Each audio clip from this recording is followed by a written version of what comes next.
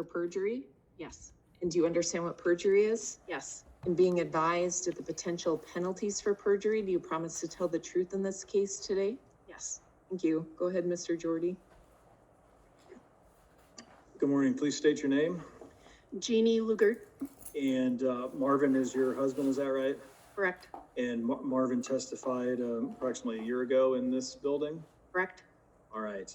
And ma'am, your land is located in Richland County, correct? Correct. All right. So we did some heavy lifting with the first couple witnesses, and I don't want to cut you short by any means, but do you agree with the concerns, the reservations, and the issues expressed by your prior fellow landowners? Correct. All right. And in terms of potential rerouting, some type of solution, something to try to make this easier or more palpable for you and your family, has Summit taken any actions to suggest any type of reroutes or any modifications over the last year? No. All right. And ma'am, you recently, well, at least it looks like here on April 23rd, in working with myself and Mr. Liable, prepared some reroute proposals since you hadn't heard from Summit. Is that correct? Correct. And ma'am, if you can turn in that white binder in front of you there to tab 4, I'll represent that's a true and accurate copy of the April 2024 letter. Does that look correct? Yes. All right. I will offer landowner exhibit number 4. Any objection to 4, Mr. Glut? No objection, Your Honor. Mr. Pelham? No, Your Honor. All right, a landowner 4 is accepted.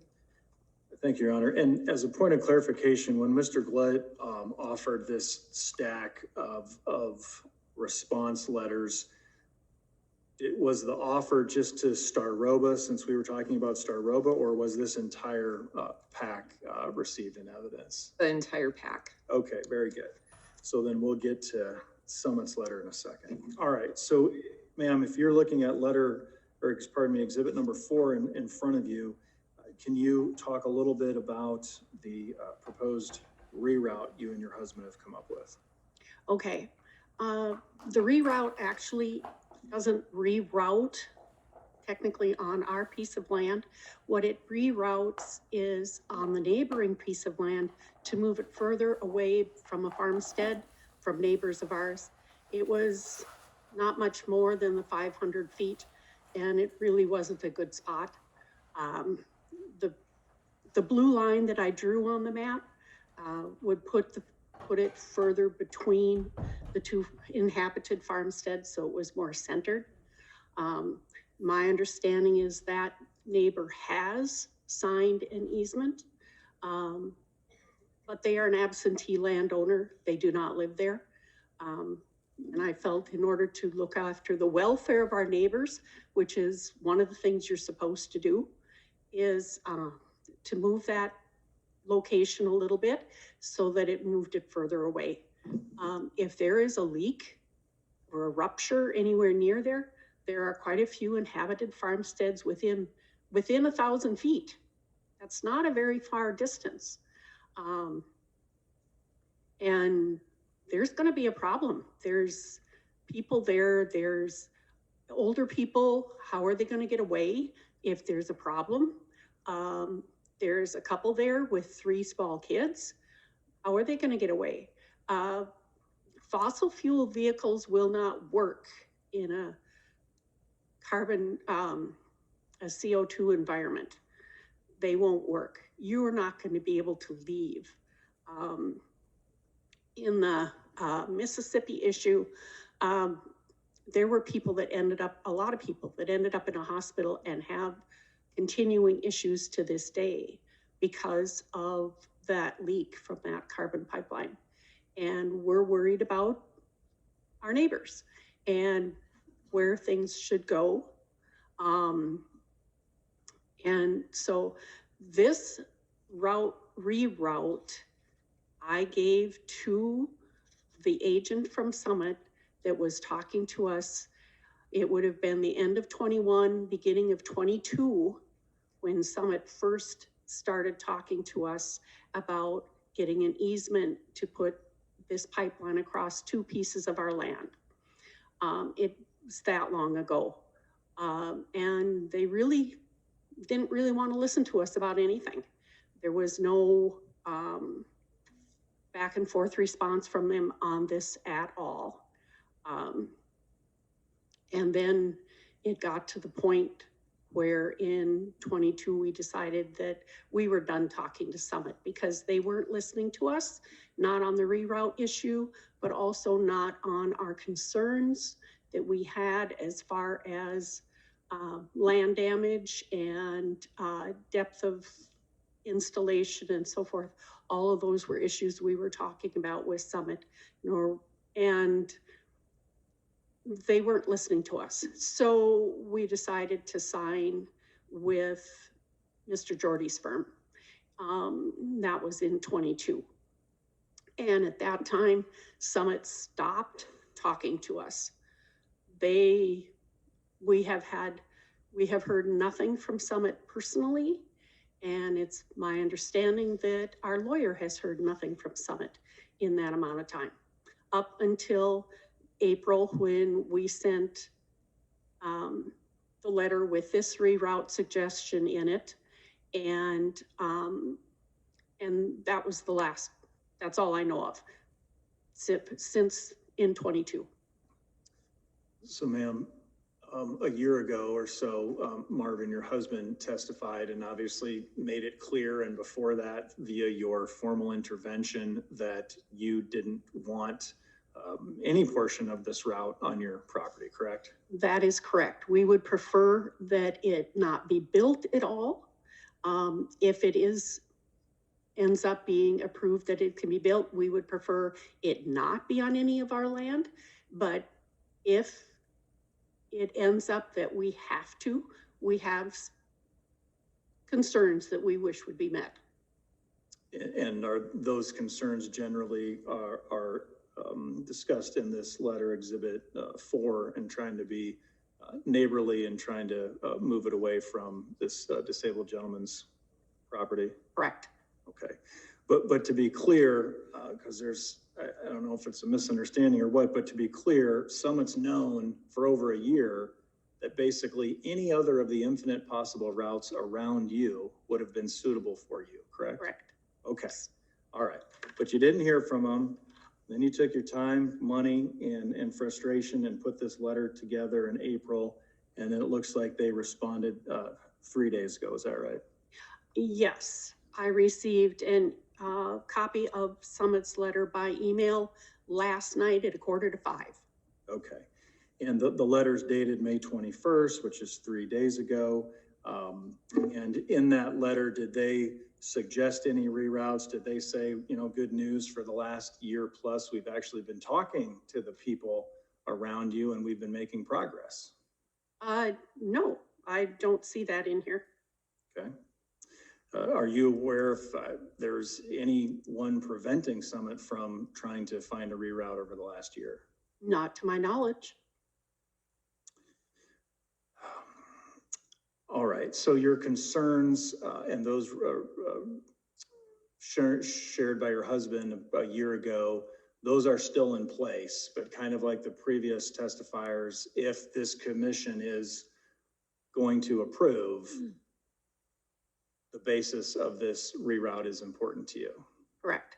Okay, all right. Now you had mentioned and referenced some concerns also about the location, the proximity, the safety, and you referenced folks from the Satarsha incident that had been experiencing issues. Are you referring to some of the individuals that provided affidavit testimony in the Iowa Utility Board's hearing? Yes. Can I have you turn to Exhibit 9, tab 9 in front of you, please?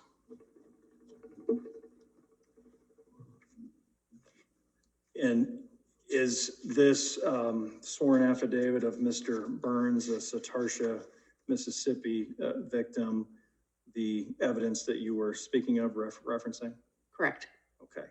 I would offer exhibit number 9. Mr. Glut, any objection?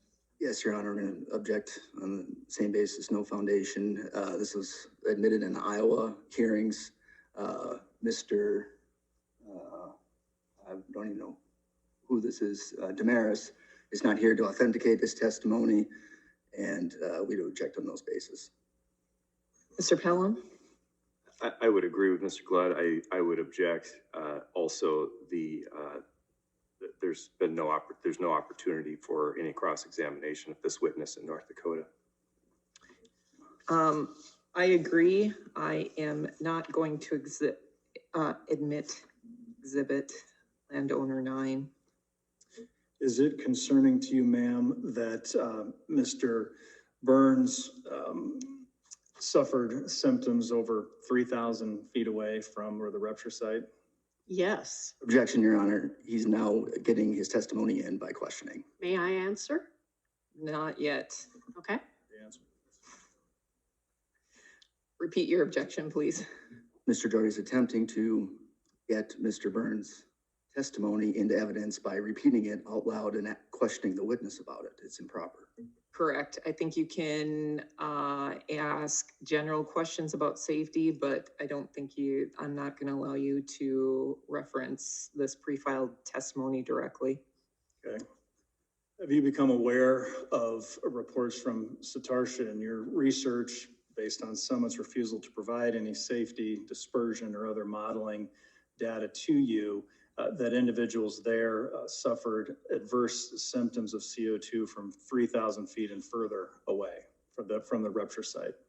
Yes, I'm aware. Okay. And that concerns you, does it not? Yes, I was a first responder on an ambulance crew.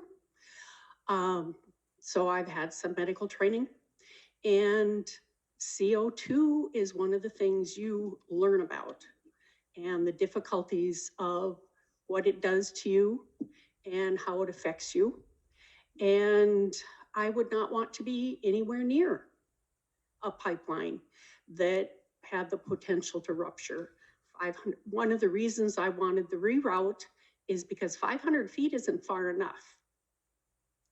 And we don't know because they won't tell us what their plume model is. And I'm not asking, because I have people who are chemistry majors and have backgrounds in physics, and they can give me a plume model anytime I ask, based on the size of the pipeline, the amount of gas and the pressure it's under, and how far it is from the shutoff valves.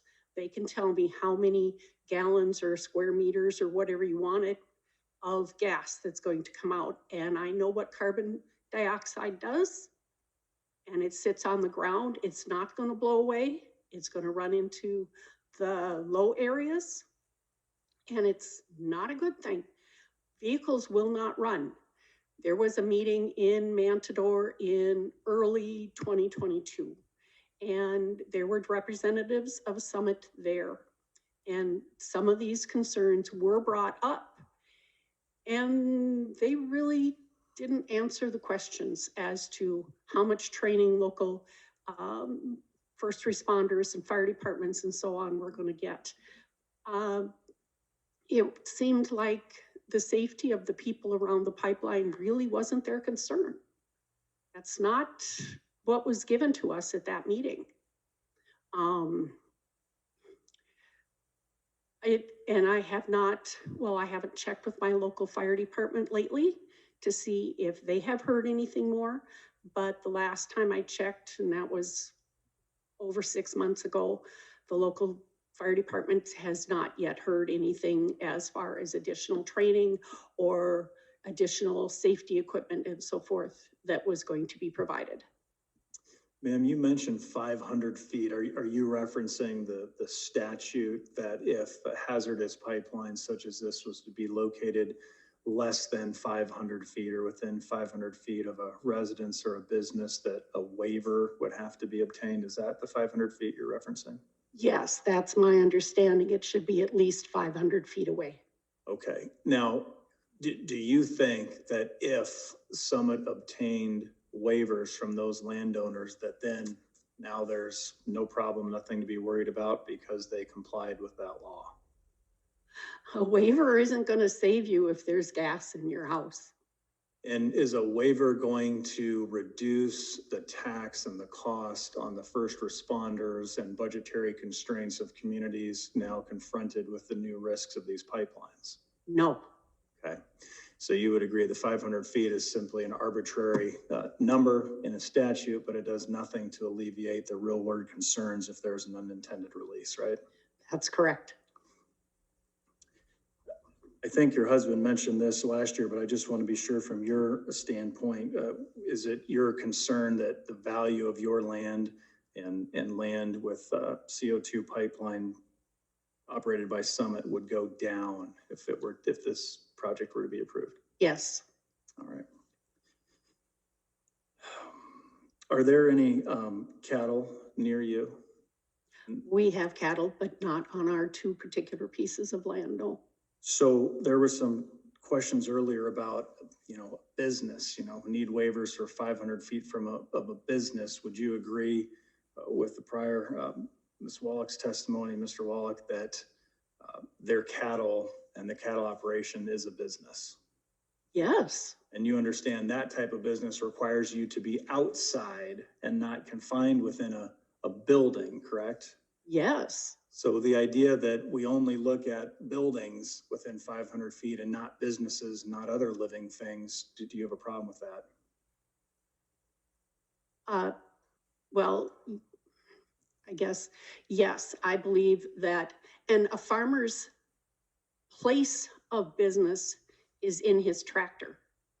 That's not going to be 500 feet or more away if he happens to be tilling across that piece of ground or running his combine across that piece of ground.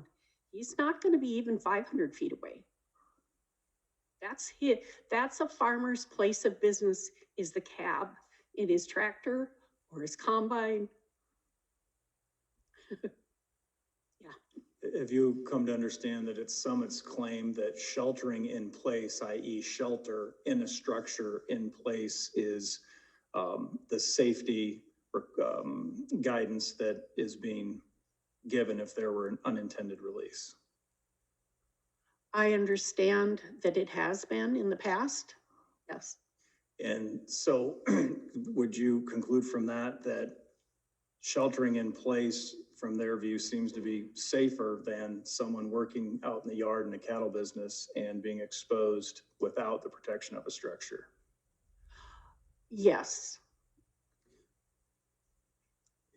Related to your proposed reroute, is there anything else that the commission should know about that reroute? And I guess to reiterate, you're still in your proposed reroute leaving a portion of the proposed route on your land, even though you're opposed for all the reasons we've discussed. Correct. Okay. And that again would be the least worst option. You're not wanting this project to go through, but again, if it was going to, despite your efforts, you'd like the commission to consider that reroute. That's correct. All right. Is there anything else that you want to share? Well, one of the points of discussion you had listed was the environment of North Dakota. And I wanted to speak to that a little bit. The environment of our particular farmland, which is the environment of all farmland, which most of North Dakota, their business is farming. I have several maps that I did that show from Google Earth historical maps that show the damage that was done to land by the two particular pipelines that were put in previously, which was the Dome pipeline and the Alliance pipeline. As Mr. Stroba testified, they are side by side. They're about 100 feet apart. You can see the scar. It's been 45 years since that pipeline was put in. And yes, I understand Mr. Chrisman said that you guys are trying to do a better job of requiring pipelines to do a more diligent job of reclaiming that land so that there is less damage going forward. We have a wetland or a pothole on our piece of land that wasn't there before the pipeline was put in. It's up next to where they bored underneath train tracks. Alliance came in and put in approximately 25 large dump truck loads of dirt into that pothole. It is still there to this day. And it still holds water. It still causes trouble. The scar on the land is still there. It's not going away very soon. Several things I looked up, information, and it takes 100 years to rebuild 1 inch of topsoil. When you disturb this ground and get it mixed up, it's not going to be as good. I did a little bit of figuring the other day, and the amount of land that would be taken out of production just during construction is about 15.5 acres on the 2 pieces of land that we have. It's not a great deal, but it is 15 acres. And this year we plan to put soybeans on those 2 pieces of ground based on an average yield of 50 to 60 bushels of soybeans, based on the price the other day of $11 and I forget how many cents. The amount that we would lose during construction is $10,000 on that 15 acres. That's $10,000 we don't have to spend at the grocery store or the hardware store. That affects those store owners' bottom lines to every bit as much as it affects us farmers. This project is going to affect everyone in North Dakota, not just those who have land that is being routed on. Sorry. To pick up on that, I think Mr. Staroba talked about the 10-year property tax abatement, and then the 45Q tax credits, and then obviously sacrificing your land and your legacy. Does that concern you that you're being asked to subsidize this potential pipeline in 3 different ways? Yes, that's money out of everybody's pocket, including mine. Right. And if if the tax dollars collected by the counties are going to offset money that Summit would pay, would you agree that the taxpayers are losing, are going in the negative? Yes. And same for the 45Q tax credits? Yes. I don't think I have any more questions of you. Mr. Glut, any questions? Yes, Your Honor. Thank you, Ms. Lugert, for being here. Regarding the crop damage issue that you just spoke of, are you aware that Summit's easement will compensate every landowner for the crops lost during that construction and beyond for several years? Sir, the money that Summit offered us when they were talking to us didn't come close to what would compensate us for that crop loss and for the annual rent on a 99-acre lease of those acreages. It wasn't anything. And since I haven't heard a single thing from Summit since, I have no idea what you're going to do. Have you seen a copy of the response, May 21st, 2024 response to Mr. Jordy's letter? I believe you said he's read a copy of that, right? Yes. Are you willing to grant Summit survey access so they can determine if that reroute, your suggested reroute, is possible? Sir, if you look at this map, you will note that the reroute isn't even on our property. Why do you need to survey my property in order to look at this reroute? I apologize. My understanding was that at least a portion of the pipe was still on your property. Oh, the portion of the pipeline is still across our property. What I was asking for is a reroute of where the pipeline runs on neighboring property to pull it further away from an inhabited farmstead. Actually, 3 different farmsteads. I have nothing further, Your Honor. Thank you. Mr. Pelham, any questions? I don't, thank you. Mr. Shook? Where, can you identify the parcels that you do own, that you Sure. have been referencing? Yes. We own the middle 53 acres of the northwest quarter, section 3, 13151 in Richland County. We also own the west half of the northwest quarter of section 5, 13151.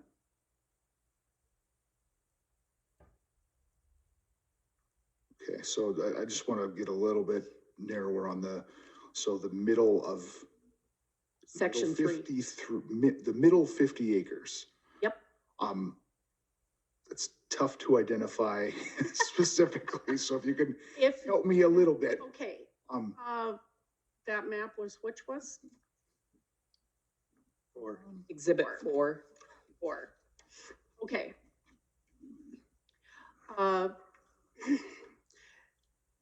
The R and the C in Richland County?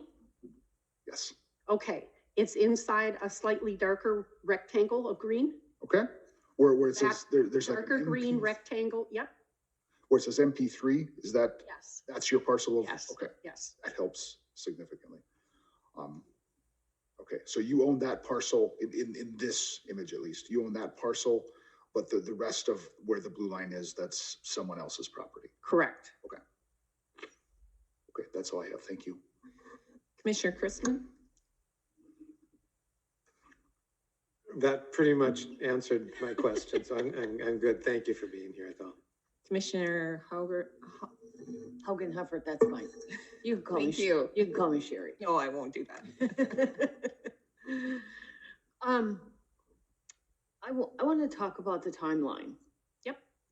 We have a year lapse where there's no communication from you as a property landowner to Summit or Summit to you. Correct. You can't answer for Summit, and I'm not asking you to, but why the delay? I have no idea. I mean, no, why didn't you reach out within that year saying, you know, this case is reopened, nothing's been resolved, you know, it's outstanding. So why no communication within that year on your behalf? I mean, Partly because we really wanted it to just go away. We didn't really want to deal with it because we don't want the pipeline at all. We feel that it is unnecessary. It is no real value to the public. We will pay if something happens, but we're not going to make any money off it. It's not going to make energy, whether it's natural gas or LP or oil, none of that is going to benefit us because it doesn't carry any of those things. All it carries is carbon, which is a byproduct or basically a trash product of ethanol production to someplace, to the dump where it's going to be. There are other ways, cover crops. There are wetlands and various different other ways to absorb and use the carbon that is emitted by these ethanol plants. It doesn't have to be transported from 4 or 5 states. Anyway, there are ways to get around doing it that are actually probably better for the environment than to have a pipeline. thank you for your answer. I appreciate it. I have no further questions. Mr. Dawson? Thank you for your testimony today. I have no questions. Mr. Jordy, any redirect? Yes, thank you. So over more than a year ago, Summit knew of your concerns, right? Mhm. All right, and is that a yes? Yes, And then the PSC order specifically finds that Summit failed to show that the project will produce minimal adverse impacts on the welfare of the citizens, which is you, right? Is that a yes? yes, And in that whole time since then, Summit hasn't contacted you and they're the one with the burden of proof, right? correct. Okay. Now, do you think it's your job to chase them around and spend your time? Well, what about this? And then we don't get a response. And what about this? And we don't get a response. Don't you think it's their job as the applicant to present something to you based on the concerns they've known for over a year? Correct, because I gave them that information more than a year ago, basically about 2 years ago. Okay. And now, over a month ago, you sent them a very detailed letter consistent with concerns they've known for over a year. And then 3 days ago, they send a vague letter that, gosh golly, we'd sure love to work with you, right? Yes. Okay. How does that feel? Does that, oh my gosh, yay, finally they're working with us? Does it feel a bit disingenuous to you? Well, yes, it's like a day late and a dollar short. Now, about this survey nonsense, they put the original line across your property without a survey of your property, right? Correct. Okay, but now they need a survey as of 3 days ago, right? So they say. Okay, all right.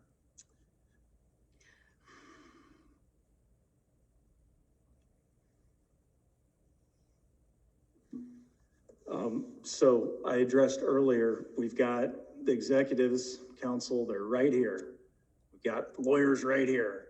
I mean, ready to cut a deal on this. I mean, all they have to do is agree to this reroute, the majority of which is on other folks, right? Or agree to look at it. Do you think they need a survey on your land to see if a reroute would work on land you don't own? No. Okay. All right. Do you have anything else you'd like to add? No, I pretty much cut on what I had. All right. I guess. Thank you, ma'am. I don't have anything further. Right. Thank you. Mr. Glut, any additional questions? No, Your Honor. Mr. Pelham? Oh, Your Honor. All right, thank you, Ms. Luger. It's about noon. We'll try to do one more witness. We'll call Diane Zajac, and Mr. Leibel will be handling this questioning.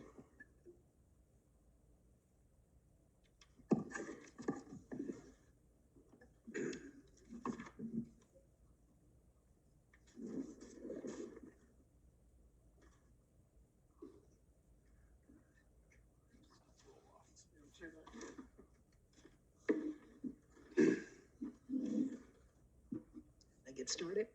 Good morning, Ms. Zajac. I'll have you state your full name for the record. It is Diane Louise Zajac, Can you spell your last name? Zajac. Is your first name spelled Diann? No. Okay, tell me how it's That's how spelled. I spell it since I was 16. My mother didn't like it, but she did it traditionally. And I was in a car accident with my brother and I had plastic surgery and they put the French spelling down. I'm like, and I liked it. It's an E. Okay. One N? Yes, one N. Okay. Ms. Zajac, were you in the room? No, I was not. I was stuck in the rain. All right, well then I'm required by law to advise you on the penalties for perjury. Mhm. Perjury is a Class C felony punishable by a maximum fine of $10,000, a maximum 5 years imprisonment, or both. Mhm. Do you understand what perjury is? Yes, I do. Being advised of the potential penalties for perjury, do you promise to tell the truth in this case today? Yes, I do. All right, thank you. Go ahead, Mr. Leibel. Hi, Diane. In preparation for your testimony today, you prepared some written statements. Yes, and I cut it down. I had done a lot of research and I cut it Okay. down. I'm gonna pass around That's a fine. copy of this. And forgive the misspelling with some words that went together. At Manador, reception is very poor. So, and this will be very quickly. And Diane, would you be okay if I asked you some questions instead of we're handing it out so the Yes. commissioners will be able to Problem. read your exact stuff and I'll just ask you some questions. So, Okay. Your property is in Richland County, is that correct? Richland County, Liberty Grove. Okay. Do you have a more specific, a township or section? Liberty Grove is the township. And, shoot, I should have brought the description. Oh, No, I didn't get, they didn't give me a map. When I was at the courthouse yesterday, I wanted to know if, because I was told Tuesday by Brian that I wasn't on wasn't on my land. Well, the map I got not even a week ago, said it was. So I went in to check, and I found out, I followed it all back and found out that it's my sister that they negotiated with. Okay. Well, and let me ask you first, do you oppose this, the Summit Carbon Pipeline? Yes, I do. I promised my father on the deathbed, and he died in 2004. And he said, he fought, they wanted to put the pipeline on nice, rich, Richland, Red River Valley soil, because 26 miles out is where the river went beyond. And he said, why would you put a gas line pipe there? And he said, you get the land, you see that there's no pipeline on it. All it will do is destroy it. Okay. Can you tell us, I guess, the specific reasons why you believe this pipeline will provide an adverse effect? And let's first start with the property. Well, first of all, I was brought up, I'll sort of just go lightly over this. I can memorize it. We were taught that everything exists on this planet has a genesis in land. Cannot do anything without land. You cannot sustain yourself without land. We were taught to respect the land and to respect others. I grew up in the generation where the handshake did the job. Your contract was made. And I'm the daughter of Victor and Frances Zajac, and I'm here to keep my promise to both of them. This land, this pipeline is not good at all. And I've got other things to say about it. The land, the farmland that we were on was created, the farm, by the knowledge that my father was had a fifth grade education. My mother had an 8th grade education. I am the 3rd generation, inherited the land in August of 22 when she died on my birthday. And she reminded me every time I went down to Florida to take care of her when my sister and brother would go on vacation, don't you ever forget the promise that you promised Dad on his deathbed and on mine. I'm telling you the same thing now. And so I'm here to keep it. No amount of money would I ever let a pipeline go on the land. I want to tell you first about some of the experiences I've had with Summit, if that's okay. I inherited the land, was already transferred when I got I went to the first meeting in August of 21 that they had at the Manager Fire Department. The renter of Mom's land, Gerald Wilder, called me and said that they had called a meeting. So I went to it. And I went home and I discussed it and everything at our annual meeting. The first papers I got about the map, my father died, as I said, in 2004. The papers came under his trust. No reason why, because my mother and I was, after Dad died on Monday, we had the funeral on Monday. On Tuesday, 8 o'clock, we were in Cragness's office transferring everything because I was going to only be home for 3 days and go back, and Mom wanted all the paperwork done before I left. Well, it came in his name. Then when my brother got served, okay, same thing, it came on my dad's name. When you're saying it came on your dad's name, you're saying the court papers you were served with? Yes, the court papers came on my dad's, Victor Zajac, irrevocable trust. And he died in 2004. It was done. And all the land was transferred to my mother's irrevocable trust. And it's interesting because if you got an irrevocable trust and you want to check something legally, you go to the county seat or you go to the courthouse and you ask for the title and they'll tell you who's all the land's under, what they paid in taxes and everything else. That was obviously not done.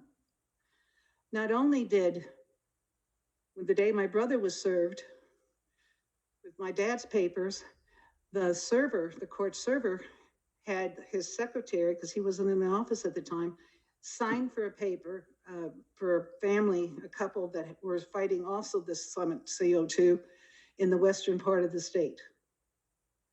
And I didn't know that, okay? I, to this day, was never served. Only my brother was served. And I'm gonna, You can tell I'm getting emotional. no, that's okay. And that's why I'm gonna ask some questions to help you with this a little bit. Do you feel like Summit has heard your concerns and taken? Absolutely not. When I first started getting the paperwork, I've had I bet you I've had 13 calls from them. I had letters, 3 letters, and I wrote them back. Don't you ever put that on my pipeline. Don't you ever step on my parents' property without consulting me first. Okay? As soon as, and then they even had the nerve to negotiate with my sister back in 23, after the land was already transferred into our irrevocable trust, which was required for my parents' irrevocable trust. I would just object here, because I'm not sure who owns the land, where the land is. Perhaps Mr. Leibel can The land is in, ask witness to give a description of where the land is, where the line is proposed to come through, so that we have a clear understanding of exactly who's the owner of the land and where the line is proposed to go through. Ryan, do you have a map? One of the maps? Mine I left at home with the paperwork. Or is it in here? It's in Liberty County, Okay. right at the bottom, Well, just wait, Brian's gonna see if he can Okay. find that to map. the south of, And I guess to generally respond to Barney Mr. Road. Cullum's objection, I think that we'll try to find the map, Okay. but I believe she has the okay, but they, right to testify yeah. more generally about the pipeline also. yeah. And so let me ask that question while we're looking for the map. Can you explain your objection to, or the adverse effect that you believe this pipeline will have more generally on the state? Well, first of all, let me tell you, I worked my way through college, and you think differently if you got a bachelor's degree, and you think differently more outside the box if you got a master's degree or a doctor's degree. Okay, and I've done a lot of research. And before starting a project or starting a meeting or wanting to get a new project going, you consult the people or gather the people that where you want something to happen. The farmers were never notified. They were told, I got a map, that's it. I went to the meeting, the guy said, that's where it's going. And I said, I don't want it on my land. I said, number one, we freshly tiled it. And I said, I asked my renter, Dale Wheeler, about how far the frost line went down this year. He said it went down almost little bit over 4 feet down. Well, what happens if the frost brings up rocks? It brings up the pipeline. And I've talked to plenty with the pipeline and said they have the problem every spring that it's coming up and they have to push it down. Safety is another concern. Glad you asked that question because I had all that down here that I was going to talk about. If a pipeline ruptures and an explosion occurs, a gas, CO2 gas emerges. It's odorless, it's colorless, and it's asphyxiating intensity. And you can suffocate from it. And I don't want a farmer on my father's and my mother's land, a farmer whose renter die because farmers are concentrated. They're focused on getting the crop in. Do you plant it quick? Do you combine before the rain comes in? Because you look out there now on the Highway 3, there's water almost swimming on both sides of the Highway 3.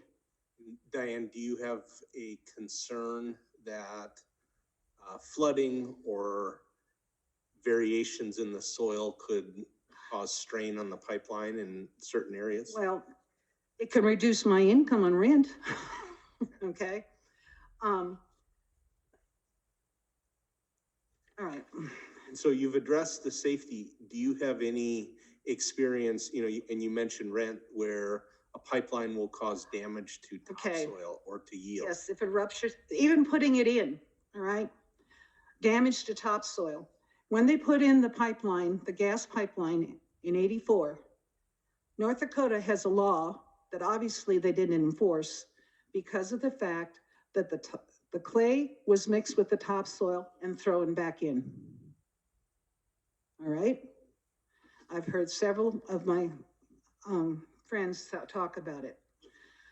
So that reduces you destroy the soil. It takes you can't farm it. And if a CO2 pipeline would rupture, CO2 mixed with moisture is carbonic acid. What does carbonic acid do? You can't grow it anymore. You can't grow anything on it, on the land, because it's worthless. Won't grow anything. And there's I've got articles that I wrote off, everything's in it that I've presented here. Now, and one of the issues, so I think and the commission, if they look at your testimony, I feel pretty confident they're gonna understand that you oppose the pipeline generally. Okay. But I wanted to tell you about the profit. Iowa crop loss. Iowa University did a study and found the following. Crop yield right away were reduced by an average of 20% for soybeans and 15% for corn during the first, second, and season crop, and they're compared to non-disturbed land. When you think about you're going to have this heavy equipment digging up and all this heavy equipment, and most of us farmers around here have tiles, and they want to cut through all these tiles. That's ridiculous. It costs $65,000 to just put in 80 acres worth of tiles. And Diane, so, and I know that's all in your statement, if the PSC decides to approve the pipeline, would you request them to ensure that it's off your property? Well, all right. My nephew and I went out and checked it because my sister, it was moved off my land from the south where the tiling was, and it was moved right on the survey line where my property line is, over this way. And I'm saying I want it at least 500 to 1,200 yards off my boundary, my line, because of how it would affect and absorb of a tube leak. If you remember in Mississippi, that tube, where the CO2 pipe ruptured, was 23 miles from this town. And it affected the town and it affected the soil. And they had to evacuate 42 people that lived in that little farming town, and they had to take to the hospital 200 people.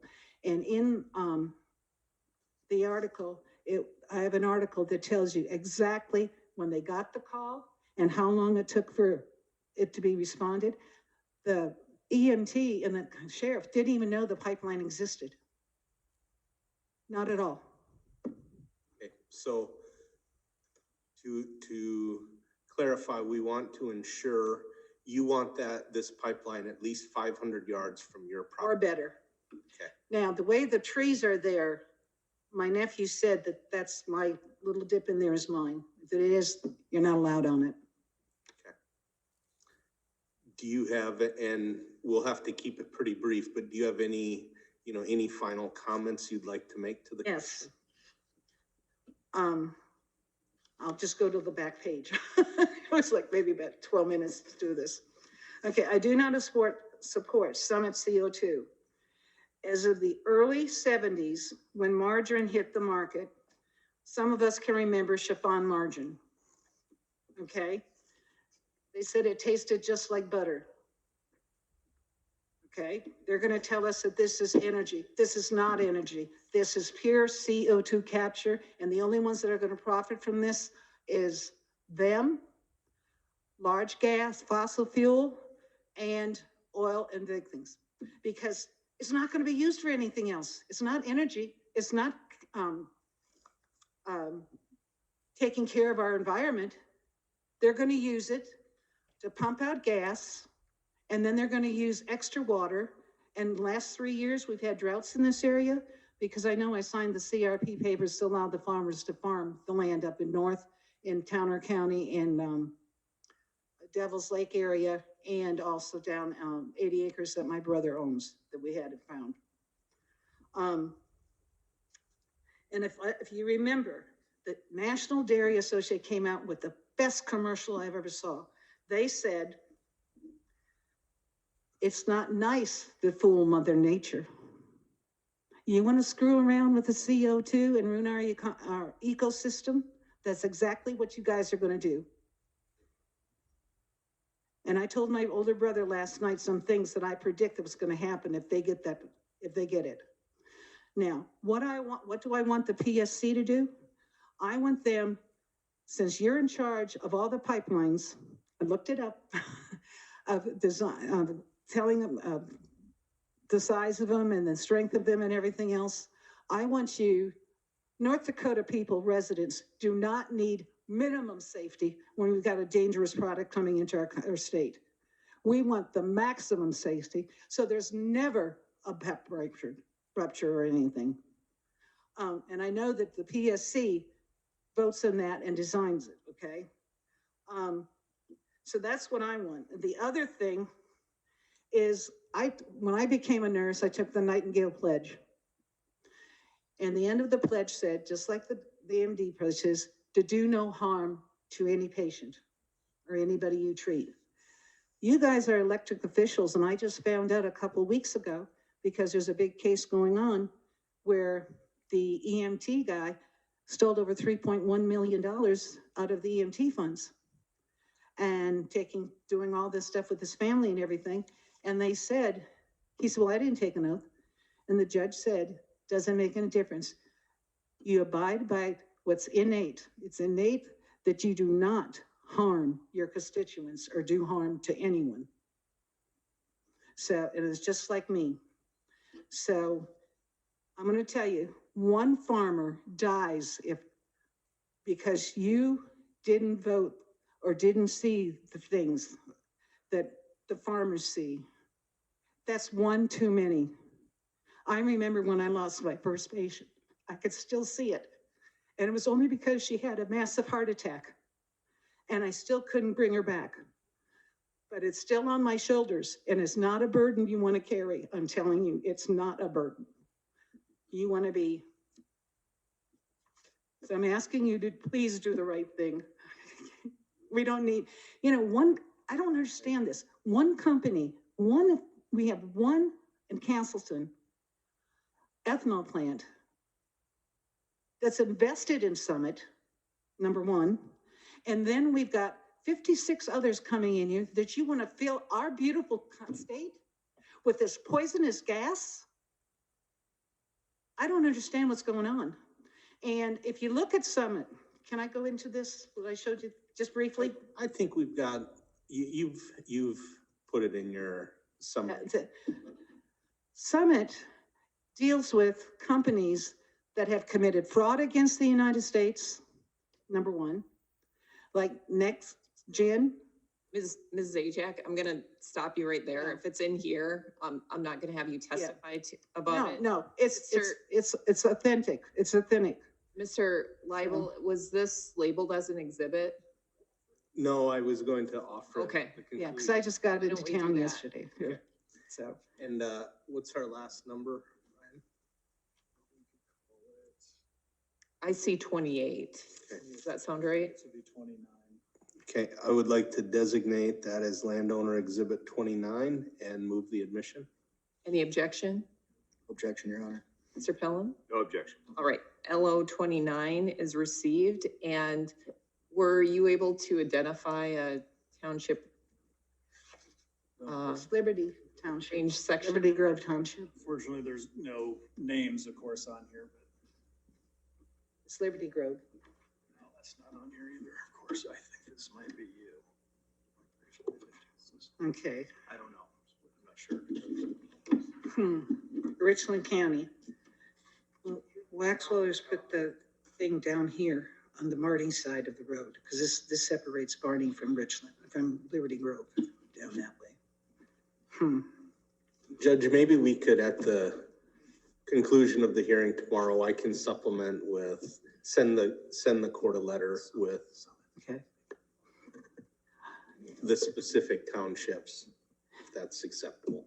Is that acceptable for commission? There, Yes. Okay, there's, Yes, it'll have to be, but it doesn't allow us to cross-examine based right. on the There's- map, but. there's one other thing I'd like the PSC to think about. I would like you to join with Senator Jeff Mangum and 31 other legislators that on Tuesday stood on the Bismarck ballot.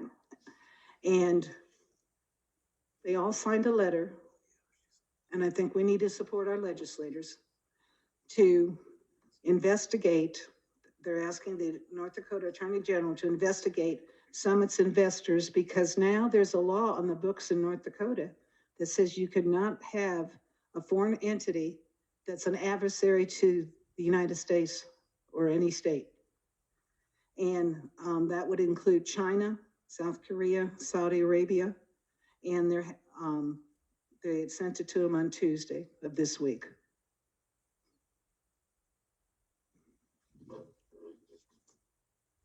all right. Mr. Leibel, if you want to follow up on location and ownership, I think that's maybe the You know, best way forward. Judge, I just remembered, I believe that she was a party to, here's the legal description, was a party to the litigation involving survey, which means I would have a cross-reference of the legal description. I'm just waiting for it to load up right. Your Honor, if it moves things, I don't really need any, I just have one question, and it really doesn't matter where the land is. Okay, So I don't know about others, maybe we don't really need it right now. I could tell it, I found it. So it's Township 131 North, Range 51 West, Section 4, Northwest Quarter, and the west 70 rods of the northeast quarter. And the other piece of property is Township 132 North, Range 50 West, Section 33, the northwest quarter. Sorry, I didn't have that. Mr. Leibel, did you have any other questions? I have no further questions. All right, Mr. Gludd, any questions? No questions, Your Honor. Mr. Pelham? Yeah, Ms. Zajac, thanks for being here today. There was some mention in your testimony of an irrevocable trust and a trust from your parents, and you testified that your parents have passed on. Are you the current legal owner of the property, or is Yes. the trust? You are, okay. They served my brother, yes. Okay. And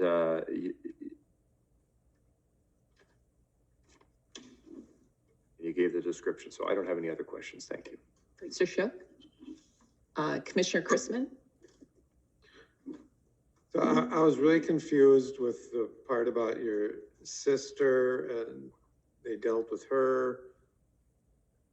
And I guess, is the pipeline, and I know you want it to be at least 500 yards from I actually your don't want it to property. be on any of our property. Right, but at a minimum, you said something about at least 500 yards. But right now, is it on your property or is it on your sister's? Well,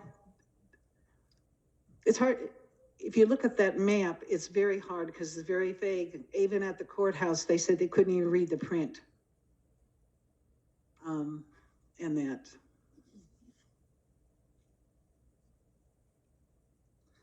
It looks like when we took a magnifying glass out, that it was on the land where I had land surveyed, it's on the property line and it goes over to the north.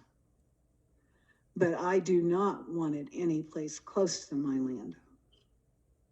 I haven't been able to find what Mr. Leibel said, but 13151, section 4. 31, isn't it? Thought he said 31. No. 131? No? And Commissioner, I And think, it goes through 131-51-2, going north and south, so I don't see how it would go through, it'd be like 2 miles. No, it's going east and west. Well, whatever, we don't have a map of it, so It crosses the road, I have no more comes questions. over. Your Honor. Mr. Leibel, did you have any? no, I was just going to respond to the Commissioner, but that's okay if he has no questions. Okay. Commissioner Haugenhofer? Mr. Dawson? No questions. All right, any redirect, Mr. Leibel? All right, well, thank you. Okay, I do have copies of the articles that I've got this from.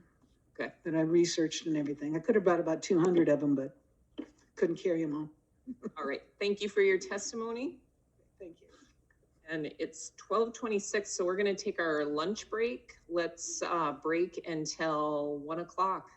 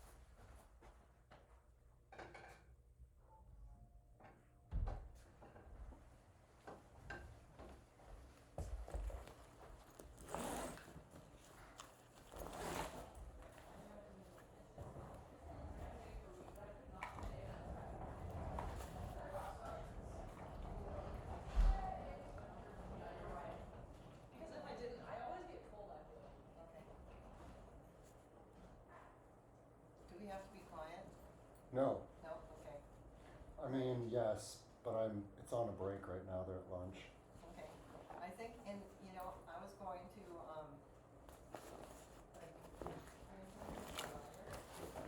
What? if you want to use the washer and dryer. That's what I'm doing right now.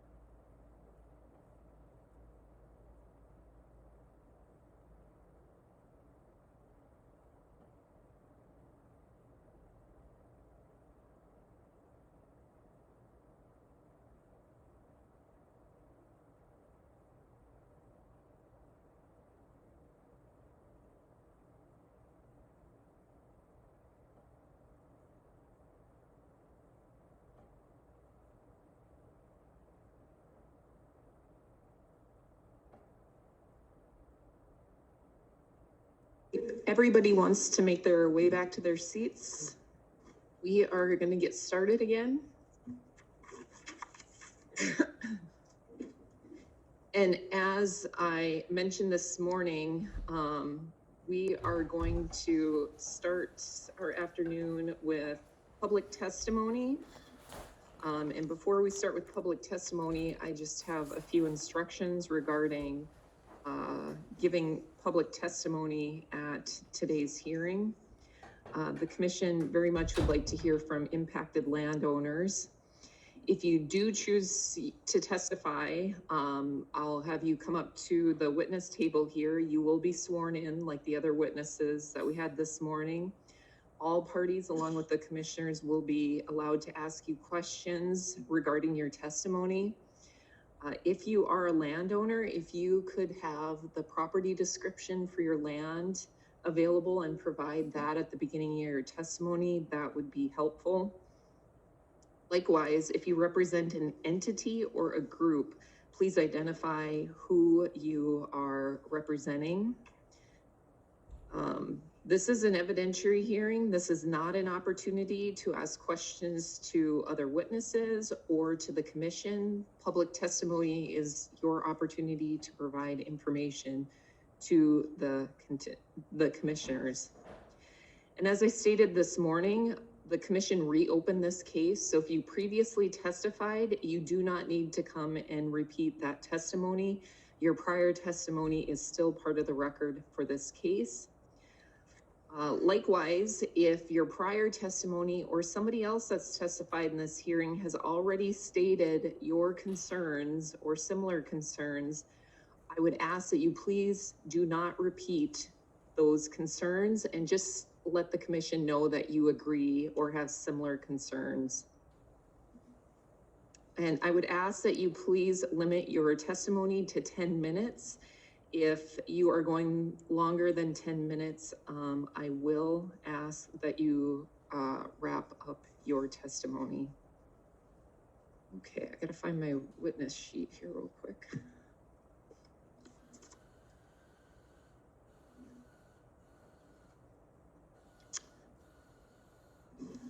There it is, got it. All right, good afternoon. Can I have you state your full name for the record? Leanne Rockstead, and that's Lianne, Rockstead, Rockstad.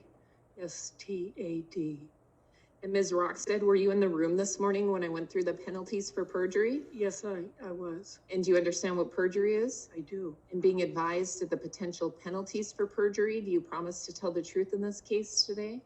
Correct. All right, thank you. Go ahead. First of all, given what you just said, I took quite a bit out about safety and everything. Like, there's no need to duplicate that.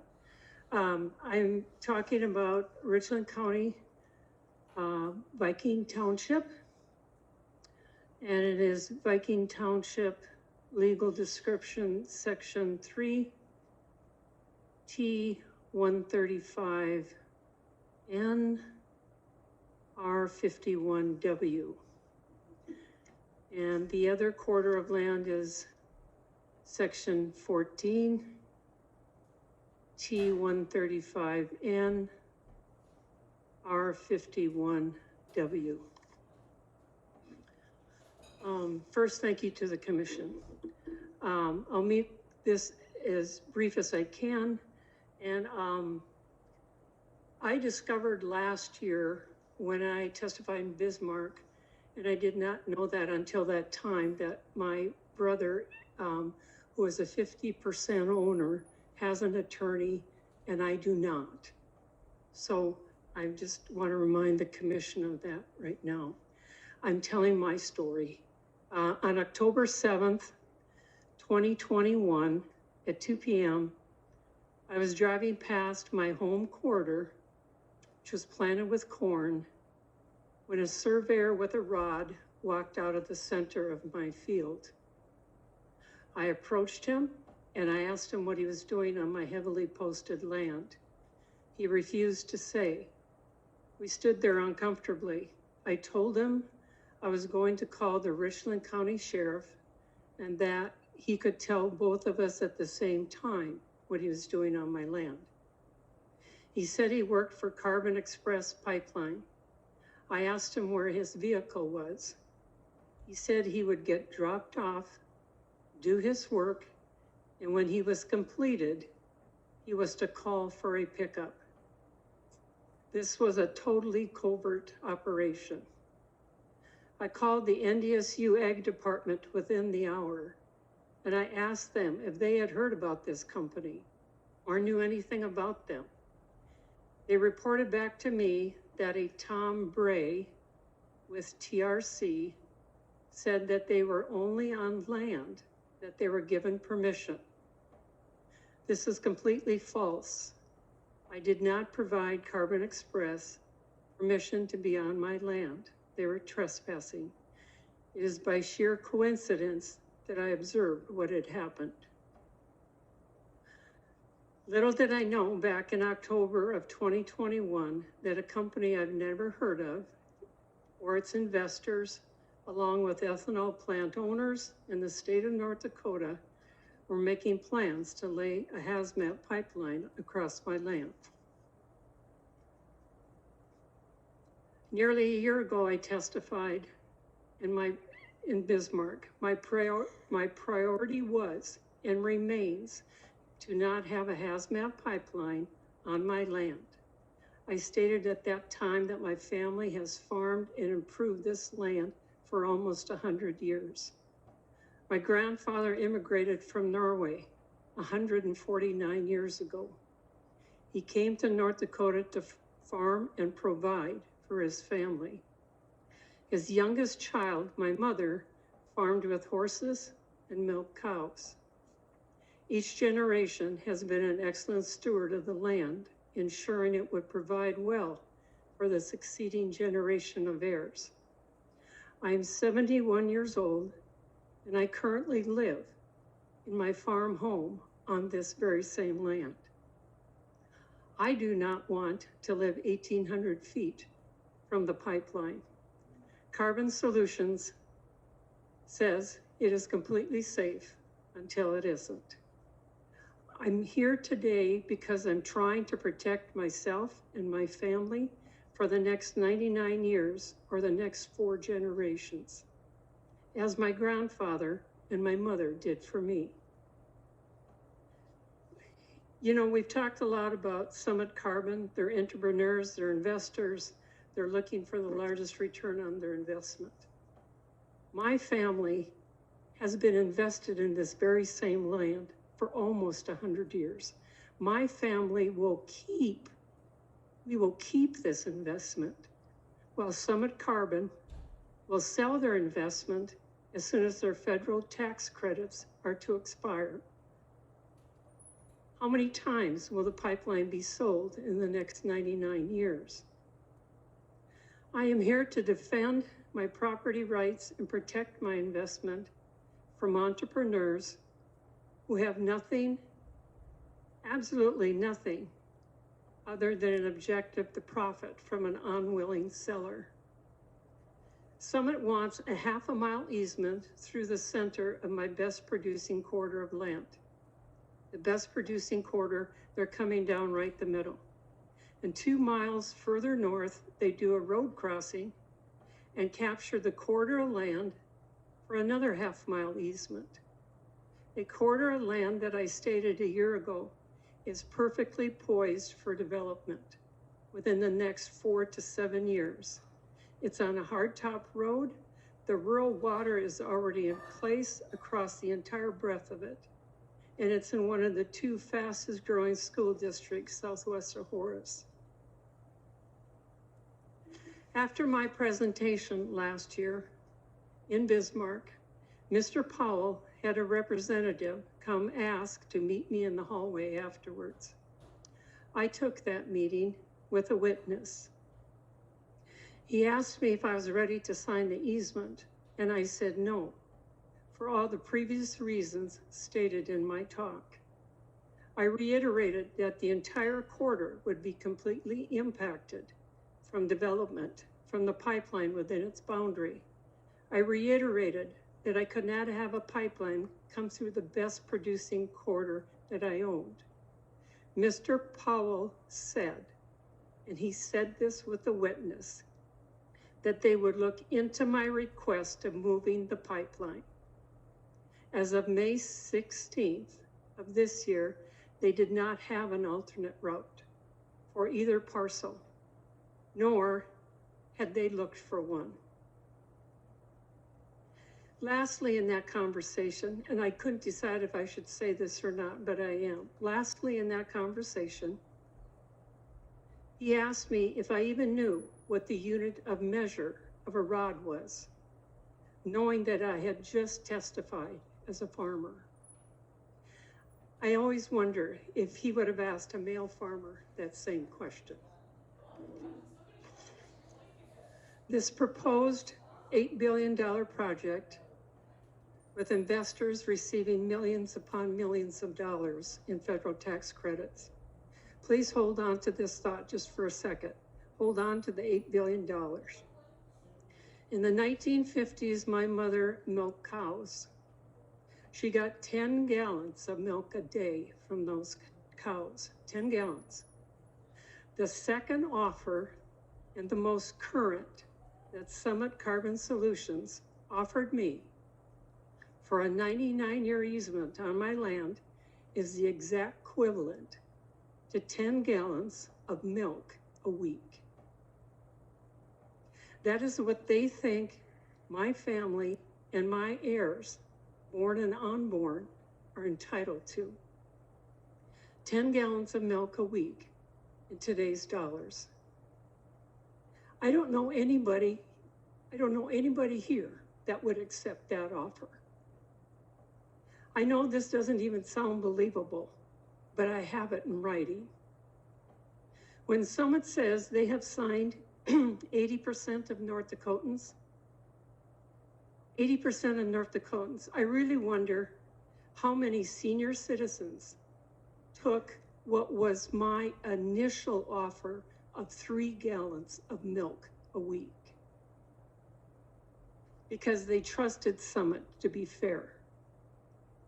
I did not talk about compensation last year. I did not talk about it.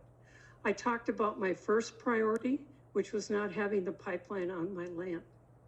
This is still my priority. In the form, in June of 23, like other parties have stated, Bergen was interviewed about that pipeline, and he stated, and this is the quote, "The important thing is that they have an opportunity in that process to be heard and fairly compensated." Bergen added that hundreds and hundreds of changes to the route in North Dakota hadn't been done. If people didn't want the big check, they had the opportunity to let their neighbor get the big check. That is not a big check. That's not even close to a big check. So, Public Service Commission, I do want my voice heard. I do not want the pipeline on my land, and I do not want the equivalent of 10 gallons of milk a week for a 99-year easement.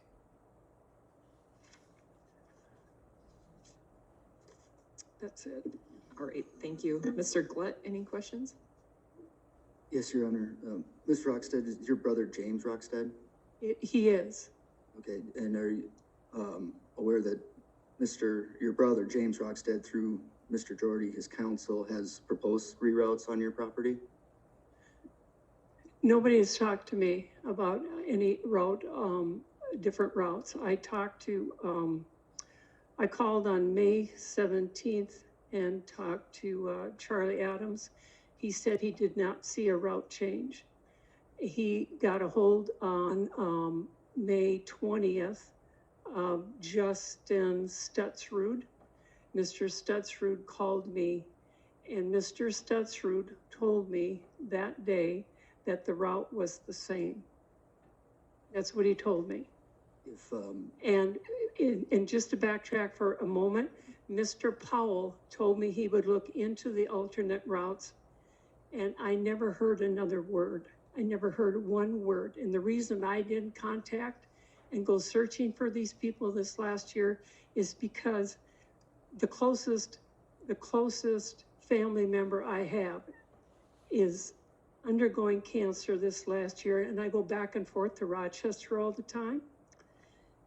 But nobody came to talk to me, nobody left me a note, and nobody visited my farmstead.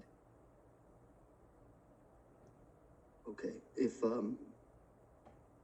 as you're aware, there's been some correspondence your brother has, through his attorney, offered. Okay, I have not received I understand that. I any understand that, ma'am. I'm not trying correspondence. to argue with what you do or do not know. I just want you to be aware that he has submitted reroute proposals, and Summit has responded that it may be willing to accommodate that and would need survey access for your property to survey potential reroute areas. Is that something you would agree to? I apparently, without my knowledge, accommodated that October 7th of 2021, when the surveyor walked out of the center of my cornfield. I have no further questions. Thank you. Mr. Jordy or Mr. Leibel, any questions? Yes, thank you. Ma'am, did I get it right that you live in a residence 1,800 feet from the proposed hazardous pipeline route? Correct, Okay, and that you've lived there for many years? correct. Okay. Have you seen any data supplied to you by Summit or anyone working on Summit's behalf to lead you to believe that 1,800 feet from their proposed pipeline is a safe distance if there were to be a rupture or release? Could you repeat that? Yes. Do you have any information provided to you by Summit or anyone working on their behalf that has given you comfort or led you to conclude that it's safe for you to have a home within 1,800 feet of a high pressurized CO2 pipeline? Well, I don't feel it would be safe, but I promised the judge I wasn't going to go into the safety here. Okay. So is the answer no? They've provided you no information in that regard? To the best of my knowledge, but I can't swear to it that they haven't provided me. Okay. You mentioned that your land is development land. Is that the entire property, or is it portions of the property you believe are? Is it okay if he talks to me when he's not my attorney?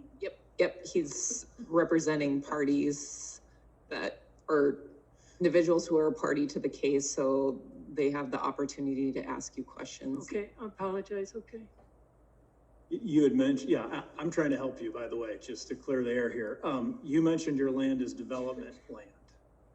And I just want to be. One of the quarters is development land. That's why I wanted to be specific. So is it one of the potentially affected corridors or pardon me, quarters, or is it adjacent to an affected corridor? I'm just trying to. Okay, it is on quarter, we're talking about section 3, T135N R51W, the north quarter. That is the developmental quarter. And I have documentation from a real estate company from over a year ago stating that the development, the financials for that quarter, that it would be worth $30,000 an acre for the quarter for development. And I stated that to Mr. Powell in front of a witness in Bismarck. I told him the value of the land and that I had the paperwork with me. And exactly what he said was, we've paid way more than that. That's what he said. That was his answer. Okay. But have you received any documentation where Summit has agreed to route away from that so as not to take away your development opportunity? No, I have not. Okay. And how long ago was that conversation where you made it clear face to face to Mr. Powell that you had the? It was the June meeting, the first part of June in last year. Okay. Bismarck. It was in Bismarck. So for almost a year, Summit's known directly from you of those concerns, and they haven't sent you any type of proposed reroutes or solutions? Nothing to myself, nothing. Okay. Have you talked to your brother James? Do you know if he's received anything? I haven't seen anything. Well, I'm positive you've talked to him since 2012, and that's the last time I talked to him. Oh, okay. All right. Very good. And so from no source have you seen any potential reroutes that Summit would be willing to do? I have seen no reroutes. And Mr. Powell and I talked about that. We talked about the best producing quarter of land, and we talked about the developmental quarter. And so I think it's probably stating the obvious, but do you believe that if hazardous CO2 pipeline was located on your land, that that would significantly reduce the value of not only the easement where it's located, but the adjacent and surrounding? It would destroy it. It would destroy it. And that's why I went to the trouble of getting that to bring it to Bismarck to show, was that the value of that land, it would totally destroy the development.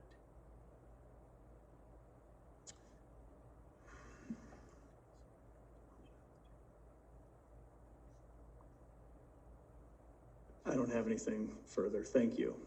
Sir Pelham, any questions? Yeah, thank you. Ms. Rockstead, did you say the last time you talked to your brother was in 2012? That's correct. Okay, so you and your brother, the property that you gave the description for, you own as tenants in common equally? Equally. And any other family members own any interest in that property? Just No, you and your brother? just the two of us. I see. What is the reroute that you're requesting? Number one, I'm requesting it off my land. I'm requesting it off my land. Okay. The future of that, what I refer to as that north quarter, is the future of that land. It's 4 to 7 years away from being developed. Like I stated, the water's gone through it. It's in the fastest growing school district in Southwest. Is it in the North diversion? Dakota. Is it in the diversion area? No. It's past the diversion. I'm 20 minutes from Horace. Fair enough. And as far as the development, you mentioned the real estate. I don't need to know the intricate details, but have you had a conversation with anyone telling you that if this pipeline is installed in this land, that it cannot be developed? I told Mr. Powell that. I understand you told him that, but has anyone told you that? Say that again? Has anyone told you, and you're talking about the development of the property for future development in the next 4 to 7 years, you've testified to that. Yes. Just wondering, and you've said you've had some conversations with real estate developers. Has anyone told you that in the event that the pipeline is built, that it will not be able to be developed? It won't be able to be developed in the manner that it was projected. And who's told you that? The real estate company.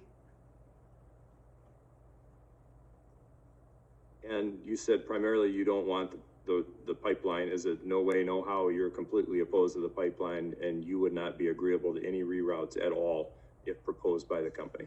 I am not agreeable to any reroute on the north quarter, the developing quarter. That is the greatest inheritance for my heirs. That piece of land is the greatest inheritance. On the south quarter, which is section 14, okay, that comes down the center, nearly the center of the best producing quarter. If I was absolutely positively forced, it probably could be moved to the west along County 29. You testify you haven't had any contact with your brother. Have you had any contact with your brother's attorney related to the proposed reroute? I'm not even sure what his name is. Okay, so I'll take that as a no. Fair enough. I don't have any other questions for you. Thank you. Mr. Shook, any questions? Commissioner Chrisman?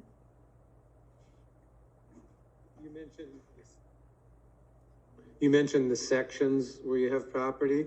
Do you own those whole sections or a quarter in? The quarters in each section. So on, We're talking 2 quarters and 1 quarter in each section. well, in section 3, it's the northeast quarter. In section 3, that is the north quarter, the quarter that's poised for development. And in section 14, it's the That's the best producing farmland. But is it the northwest quarter or the southwest quarter?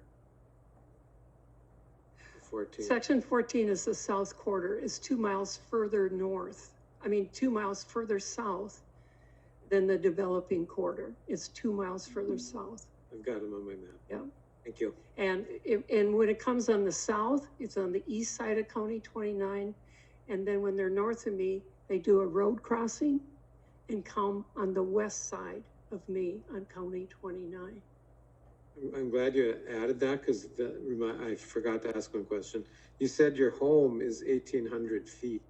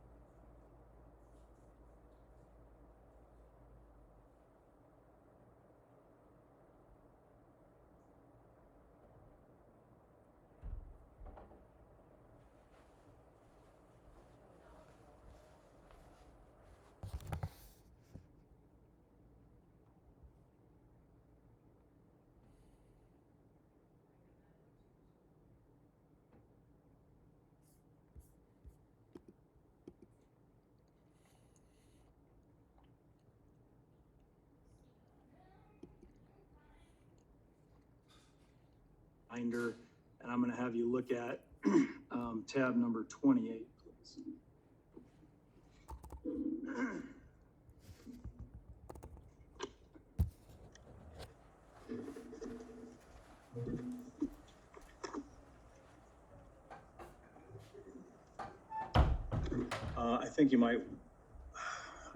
Yeah, tab 28, it should, the first page should look like something like this.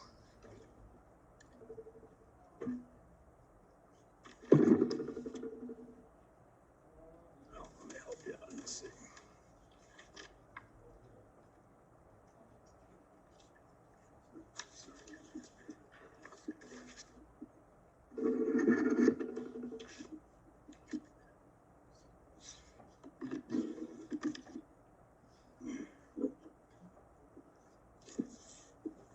All right, I'm showing you, sir, what's been marked as landowner exhibit 28. I'll represent to you that these are maps, summit maps directly off their website. Have you had an occasion to see any of these maps or familiarize yourself with Summit's route generally? I've seen maps like this for the road, yes. Okay, I offer exhibit LO 28. Any objection to 28?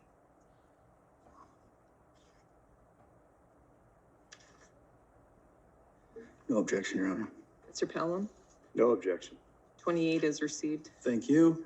And I want to just make sure we bring some illustration to, I believe, the point you were making. You can see on page 1 where the proposed route dips down into South Dakota and then V's back up into North Dakota headed towards that box, which is the proposed sequestration area. Is that your understanding? Yeah, yep, that's my understanding. Okay. And then just to conclude this line of questioning, if sequestration was done elsewhere, anywhere else other than that in North Dakota, would you agree with me there'd be no need for that entire left-hand V of the route heading up towards the sequestration area? Say that again? Yes, if the sequestration was done in Iowa, for instance, we could save about half of all of the miles of the Summit hazardous pipeline route as it enters back into North Dakota from South Dakota and heads towards the sequestration area. Yeah, it would lessen. Objection, Your Honor, calls for speculation. I agree. I don't think he has the foundation to offer an opinion on that.